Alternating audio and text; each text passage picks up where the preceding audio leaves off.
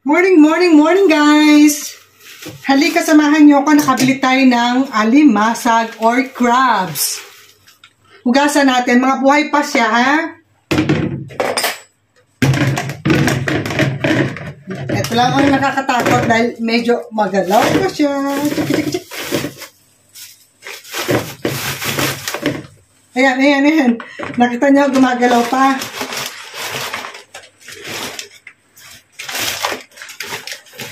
Ayan, gumagalaw pa ang ating alimasag. Baka tayo masipit.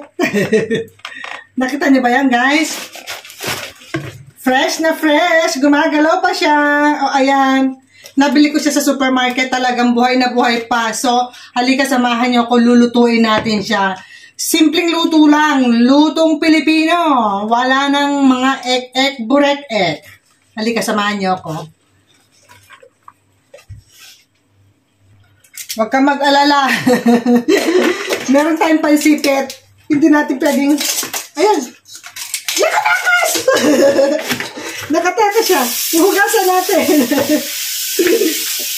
Oh, pag huhugasan natin siya, ito ang tatakit ko dahil butas-butas naman siya. Oh. Huhugasan natin mabuti yung alimasag. Nakakatakot. Buhay na buhay. Eh, nakakaisipit siya. Nakaganyan, oh. Nakaganyan. Ayan, oh. Dumugay! Ayan, no? Buhay na buhay. Wow. Ganito ang hugas na gagawin ko dyan. O, tatakpan ko siya ng strainer. And then, hugas. Then, lagyan natin ng tubig para mahugasan mabuti. Kasi bago ko lutuin, gusto ko hugas na mabuti. Ayan, guys. Talagang hugas siya mabuti, ha? Talagang nilagyan natin ng maraming tubig. And then, i-strain natin siya para siguradong malinis bago natin lutuin. Strain na natin mabuti.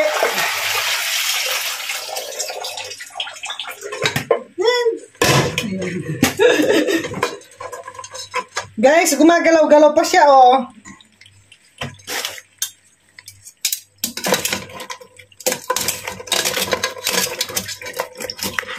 Ayan, gumagalaw pa siya. Huwag kang tatakas.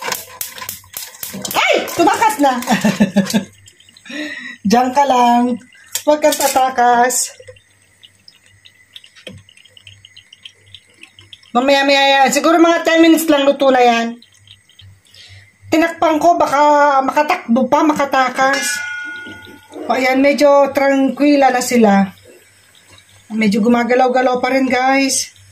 Pero hindi na siguro tatakas yan. Hintay lang natin maluto. Ipapakita ko sa inyo mamaya kung paano ang lutong gagawin natin dito, ha? Siyempre, lalagyan natin ng sauce at saka ng chili. Ayan na sila. Malapit na maluto yan, guys. Mga 5 minutes pa. 5 or 10 minutes luto na siya. I hope, guys, nagugustuhan niyo ang ating video. Paki-thumbs up naman dyan. Comment down below. Like and share.